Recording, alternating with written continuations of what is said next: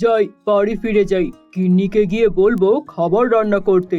আজকেও তো কিছু বাজার করে আনতে পারলাম না। তবে বাড়ির পেছনে যে আলুগুলো চাষ করেছি, সে আলু সিদ্ধ আর ভাত খেতে অনেক মজা লাগবে। আলু ভর্তা ভাত দিয়ে খেতে আমার খুবই পছন্দ। গিন্নিকে আলু ভর্তা বানাতেই বলবো আজ। মিরাজ বাড়ি চলে যায়। কই গো গিন্নি, আমি বাড়ি চলে এসেছি।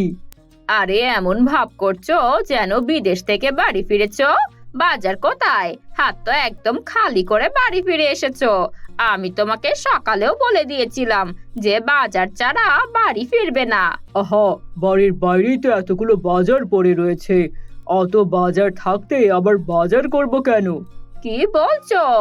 বাড়ির বাইরে কোথায় এতগুলো বাজার? আমি তো কোনোদিন বাজার দেখলাম না। আমাকে দেখাও তো। চলো চলো, বাইরে চলো, তোমাকে দেখাচ্ছি। গিন্নি খুশি মনে মিরাজের সাথে বাইরে চলে যায়। মিরাজ তার আলুর মাঠকে দেখিয়ে বলে, মাঠের মধ্যে আমি কত আলু চাষ করেছি, এগুলোই তো হরেক রকমের বাজার।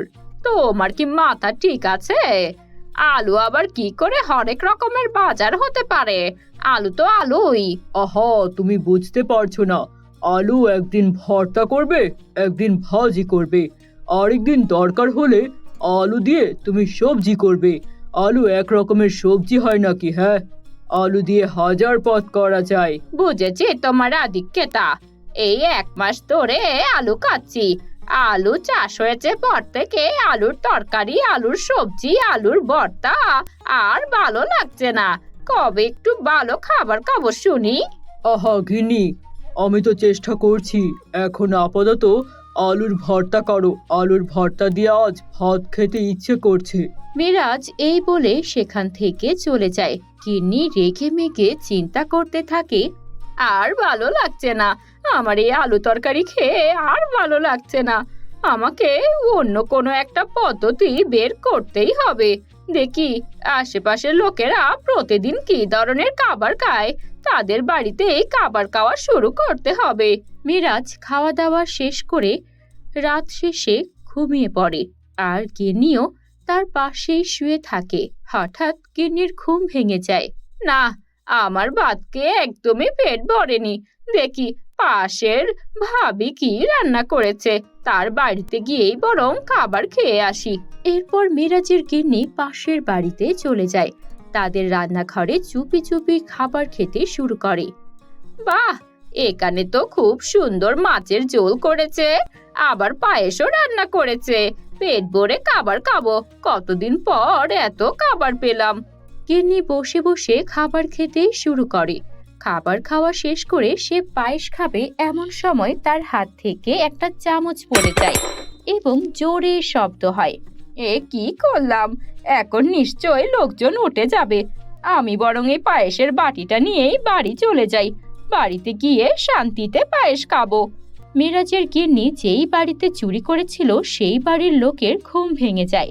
আরে বউ, রান্নাঘর থেকে কেমন আওয়াজ আসছে? তাই তো শুনলাম, চলো তো গিয়ে দেখি। কে এখানে আমাদের বাড়িতে? কে? হ্যাঁ, রান্নাঘরে কে আছো? বেরিয়ে আসো। কার এত বড় সাহস রাতের আধারে আমার রান্নাঘরে ঢুকেছো? তারা রান্নাঘরে ঢুকে কাউকে দেখতে পায় না, তবে বুঝতে পারে কেউ একজন এসেছিল যে তাদের খাবার চুরি করে নিয়ে গেছে এবং বাকি খাবার খেয়ে ফেলেছে। দেখলে, আমার এত সুন্দর পায়েসের বাটিটা কে চুরি করে নিয়ে গেছে? নিশ্চয়ই কোনো চোর এসেছিল গো, যে আমাদের খাবার চুরি করে খেয়ে ফেলেছে। তাই তো মনে হচ্ছে। চলো, কাল আমরা জমিদারের কাছে যাব, সেখানে বিচার দিতে হবে। সকাল হতে মিরাজের গিন্নি হাসি মুখে বাড়িতে ঘুরে বেড়াতে থাকে। কি ব্যাপার গিন্নি, সকাল সকাল তোমাকে এত খুশি লাগছে? ভালো খবর আছে নাকি? না, কিসের আবার ভালো খবর থাকবে? এমনিতে একটু ভালো লাগছে তাই ঘুরে বেড়াচ্ছি। তুমি বসো, তোমাকে খাবার বেড়ে দিচ্ছি। মিরাজ খাবারের জন্য অপেক্ষা করতে থাকে আর চিন্তা করে। গিন্নিকে কখনোই এত হাসি খুশি দেখিনি। কতদিন পর গিন্নি এভাবে খুশি হয়েছে, দেখেও ভালো লাগছে। মিরাজ এভাবে অপেক্ষা করতে থাকে। গিন্নি এরপর মিরাজের জন্য খাবার নিয়ে আসে, সেই পায়েসের বাটিতে করে। আরে, এই বাটিতে এত সুন্দর নকশা করা এমন বাটি আমাদের বাড়িতে আছে? আমি তো জানতামই না। তুমি কি আর ঘরের সব খবর রাখো নাকি? নাও, খাবার খেয়ে নাও। মিরাজ খাবার খেয়ে কাজের সন্ধানে বাইরে বেরিয়ে পড়ে। সে দেখতে পায় তার পাশের বাড়ির শরীফ এবং শরীফের বউ জোরে জোরে হেঁটে জমিদারের বাড়ির দিকে এগিয়ে যাচ্ছে। আরে ও শরীফ ভাই, কোথায় যাচ্ছে এভাবে সকাল সকাল? কোথায় আর যাবো, যাচ্ছি তো জমিদারের কাছে নালিশ করতে। আমাদের তো সর্বনাশ হয়ে গেছে, বাড়িতে কাল চোর পড়েছিল। কি বলছো কি? আমাদের গ্রামে আবার চোর কোত্থেকে এলো? কি চুরি করেছে শুনি, আমাকেও বলো। আমার তো ভয় করছে। আমাদের বাড়ি থেকে খাবার চুরি করেছে গো। সাথে একটা পায়েসের প্লেটও চুরি করেছে। ওটা কেন বলছো না? হ্যাঁ হ্যাঁ, আমার গিন্নি ঠিক বলেছে, এটাও চুরি করেছে। এতগুলো খাবার রান্না করা ছিল, সব খাবার খেয়ে ফেলেছে। তুমি বলো, গ্রামে কি এমন চোর এলো যে খাবার চুরি করতে শুরু করেছে? তাই তো খুব ভয়ানক ব্যাপার। ঠিক আছে, যাও জমিদারের কাছে দেখো জমিদার কি বুদ্ধি দেয়। এরপর শরীফ আর তার বউ জমিদারের বাড়ির দিকে চলে যায়। মিরাজ মনে মনে চিন্তা করতে থাকে আর হাঁটতে থাকে। কি সব দিন এলো, চোরেরা আজকাল বাটি চুরি করতে শুরু করেছে। যাক, আমি বাড়ি ফিরে গিন্নিকেও খবরটা দেব। মিরাজ হাঁটতে থাকে। হঠাৎ করেই তার মাথায় চিন্তা হয়। আমার তো এখন খুব চিন্তা হচ্ছে। আমার গিন্নি সকাল থেকে খুব খুশি মনে ঘুরে বেড়াচ্ছে, আবার সে আমাকে একটা নতুন বাটিতে খাবার খেতে দিল। না না, এসব আমি কি চিন্তা করছি? আমার গিন্নি কখনোই এরকম করবে না।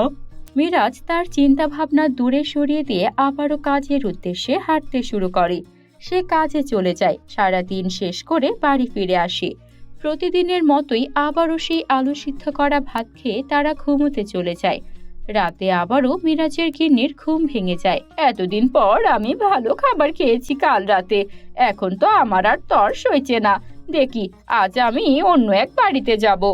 মিরাজের গিন্নি আবারও আরেক বাড়িতে গিয়ে চুরি করে এবং খাবার খাওয়া দাওয়া শেষ করে একটা নতুন বাটি নিয়ে বাড়ি চলে আসে। এভাবে দিন চলতে থাকে। পুরো গ্রামের লোকেরা চিন্তিত হয়ে ওঠে।